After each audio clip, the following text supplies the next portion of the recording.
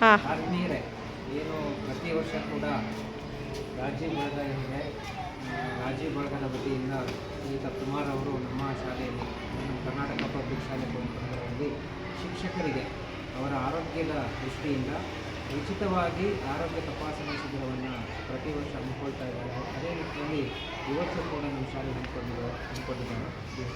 ಇವತ್ತು 8ನೇ ತಾರೀಕು ಮೊನ್ನೆ ಶಿಕ್ಷಕರ ದಿನಾಚರಣೆಯಿಂದ ಬೇರೆ ಕಡೆ ರಜಾ ದಿನ ಇರೋದ್ರಿಂದ ಇವತ್ತು ಸೋಮವಾರ ದಿನ ಹಮ್ಮಿಕೊಂಡಿದ್ದಾರೆ.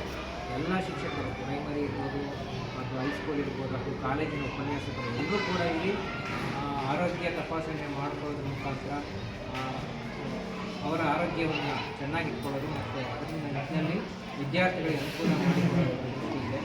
ಹಾಗಾಗಿ ರಾಜೀವ್ ಅವರ ಅಧ್ಯಯನ ಬಳಗ ಮತ್ತು ಶ್ರೀಯುತ ಕುಮಾರ್ ಅವರು ಅವರ ಉಸ್ತುವಾರಿ ಅವರಿಗೆ ನಮ್ಮ ಸಂಸ್ಥೆಯ ಪರವಾಗಿ ಕೃತಜ್ಞತೆಗಳನ್ನು ಅರ್ಪಿಸ್ತಾ ಇದ್ದೇನೆ. ಹಾಗೆ ಅವರು ಅನೇಕ ಸೇವಾ ಕಾರ್ಯಗಳು ತೊಡಗಿಕೊಂಡಿದ್ದಾರೆ. ನಮ್ಮ ಶಾಲೆಗೆ ಸ್ವಲ್ಪ ಈ ಕಡೆ ಬನ್ನಿ ಸರ್.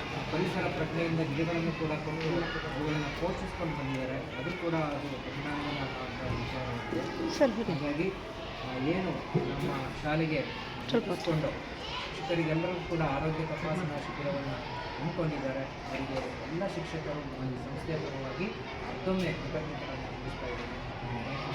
ತಮ್ಮ ಹೆಸರು ಅಣ್ಣಾಜಿ? ಹೆಸರು ಸುಧೀಶ್ ಅಂತೇಳಿ, DCM teacher. Sir Nagesh Shetty, social science teacher. ತಮ್ಮ ಹೆಸರು? ಮೇಡಮ್ ನಮಸ್ತೆ, ನಮ್ಮ ಹೆಸರು ಜಗದೀಶ್ ಅಂತ, ಗಣಿತ ಶಿಕ್ಷಕ. ಕುಮಾರ್, ಕನ್ನಡ ಶಿಕ್ಷಕ.